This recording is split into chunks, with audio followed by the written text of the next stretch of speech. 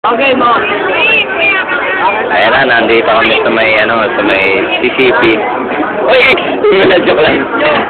Bisita pa sa kanila eh. Nakikilala mo rin yung pinagkuturo. Kanina pumunta ako sa kanila.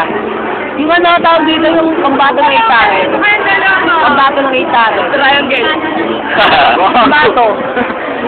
Tawag doon ba ito? Hindi.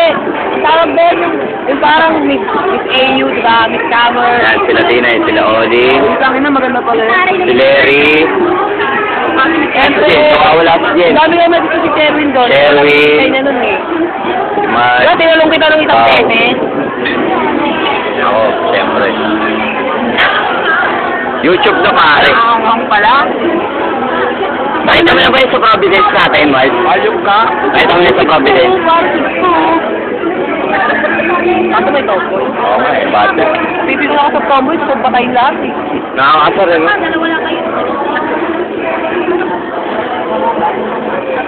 Ayan ang pinakagwapo.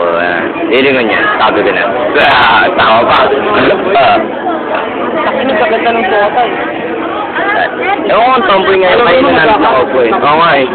Panay lang ang ano eh. Pinigiran eh.